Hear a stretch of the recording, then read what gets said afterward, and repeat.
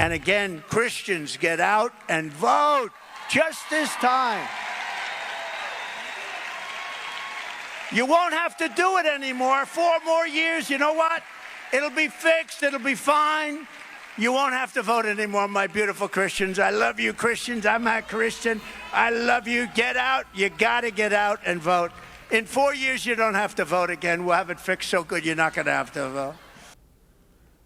That's that last 2 seconds. We'll have it fixed so good you won't have to get out and vote. That last part is what a lot on the left is leaving out. Even the Wall Street Journal leaving out as they share that clip. The latest lie just from this weekend. We have 98 more days of lies. It's worth debunking so people know the truth. Ned Ryun is here as the CEO of American Majority, author of the new book, American Leviathan, The Birth of the Administrative State and Progressive Authoritarianism, that comes out in about a month, September 10th. Ned, how you doing, brother? Hey, I'm doing well. Good to be with you. For the people who are being intentionally obtuse, because that's what you have to be in order to not understand what Trump is saying right there, but how do you interpret the truth of what Trump was actually saying in that clip? So Trump is really, it's been great to see, because I know a lot of people have been talking with him about embracing getting out and voting early, requesting an absentee ballot, all of those things that he was actually encouraging that audience to do. In fact, if you get a ballot, and this is one of the things we've been doing with American Majority Action, our C4, go request a ballot, and the day the ballots drop, turn around, send it in. The moment early in-person voting starts, get it done as soon as possible. And what Trump's really discussing is this will hopefully be the only time that you have to actually do this, vote by ballot or vote early in person. Because again, if you really want free and fair elections in this country, we've got to have some radical change to our elections and how they're run. But I've been stressing to people this time around in 2024, you got to play the game by the rules laid out. And if we win the game by these rules, then we can have a conversation about changing them. And that's really what Trump was talking about. If you get out early, if you request that ballot and you vote early, return that ballot early by mail, hopefully you won't have to do it again in 4 years. We'll have fixed the system. The whole minute prior to that little clip we played, he's talking about how when we win, we're going to get back to day of voting, paper ballot, ID, voter ID. So Christians, like the 30-40% of you who don't normally vote in elections, go out, vote just this one time. All you need is one. It will make America so great. And we'll fix everything so perfect that you can go back to not voting. That's all that was. It's so obvious. But Ned, what do you say about the general claim that Trump wants to be a dictator? That's absurd. I mean, he cracked that joke. I think it was to Sean Hannity, dictator for a day just to set things right. He was the thing that the press, well, they're not even press, the propagandists and the left can't seem to understand about Donald Trump is his sarcasm and humor. Of all the people actually in D.C. that are prominent in American politics today, the least authoritarian figure is Donald Trump. He's actually an old school constitutional populist, whereas most of the people in D.C., that's one of the reasons I wrote my new book. They're done with representative democracy. They want the administrative state. They want these unelected bureaucrats to be making those decisions. And Donald Trump, Donald Trump's great sin in 2016 in his first term was that he thought as a duly elected representative of the American people, he was the one that decided that the voice of the people should be heard, because in a government of, by, and for the people, and a government that's supposed to prioritize the American people, their elected representatives are sent to actually be good stewards of the money and power given to them by the American people to benefit the American people. That's Donald Trump's greatest sin. And all this ridiculous talk of him wanting to be a dictator or being authoritarian, they project a lot of what they are actually doing. The most authoritarian figures in DC today, I would argue, are these very powerful bureaucrats inside the administrative state that want nothing to do with representative democracy. So the book is called American Leviathan, The Birth of the Administrative State and Progressive Authoritarianism. Yep. What is the birth? What is the birth of this deep state and administrative state?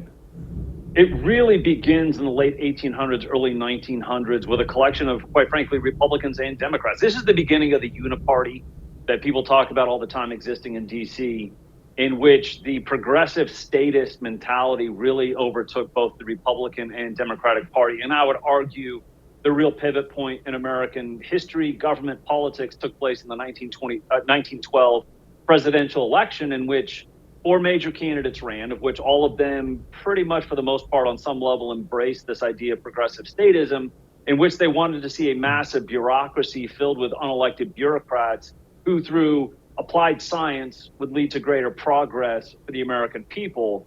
And over the last 110 years, I would argue it's been slow regime change politics as we've continued this happy fiction, I would argue, that we're still a constitutional republic, when in reality, I think we are truly an administrative state, which out of that comes this deep state, surveillance state that I think is a huge issue. And I would even argue, Mike, that the real problem that we face today as a people, the real threat to our freedom, the real threat to our liberties, civil liberties, is not Russia, it's not China. It's actually this administrative state, the American Leviathan, that I think has been crushing our freedoms and continues to grow. Unless it's stopped, I think we'll fully give into this bureaucratic statism and see a lot of our freedoms disappear in rapid order. Yes, I think that's right. I think Abraham Lincoln would agree with that as well. As he said, of course, that if we ever take it over, it's going to be from within, not from outside. Correct. Can this be, I don't know what verb you want to use, unwound? Can this be unraveled? Can this be rolled back? Devolved, destroyed. Demolished entirely? like what about this administrative state? So most of the administrative state that is being discussed, people have to understand, is inside the Article 2 branch, which is the executive branch. So a powerful executive, let's say Donald Trump, with the right roadmap and with truly understanding the power that he has as the head of the executive branch, can make significant strides towards devolving, and I would argue breaking apart, destroying the administrative state. He talks all the time about draining the swamp. And I think what he needs to understand, a lot of people need to understand, the very foundation, what is undergirding the swamp is the administrative state. And so I write in this book in the last chapter, break the state, you drain the swamp, you have a shot at restoring the republic. So the first order of business in draining the swamp is to break the state. And in the executive branch, where most of it resides, a powerful executive can do that and start to break it apart. And I think we actually have hope. I mean, this recent SCOTUS case on the Chevron doctrine, in which they said, we're not going to actually uphold that doctrine in which judges defer to these unelected bureaucrats' decisions. We're actually going to try and, there's a crack now in the foundation of the administrative state, in which now legislating and the actual governing of this country has to be inside the Article 1 branch, the legislative branch, where the founders truly wanted it. And that's how we can start to restore this constitutional republic, in which every branch actually is doing what it's supposed to be doing, in which the legislative branch is actually legislating and hasn't subdelegated that legislative authority to the Article 2 branch, the executive, which is, again, completely destroys this idea of separation of powers, which I want to point out, and you'll see it in the book. Hopefully people will order on September 10th. One of the things that the progressives wanted to do and found appalling in their thinking, the separation of powers.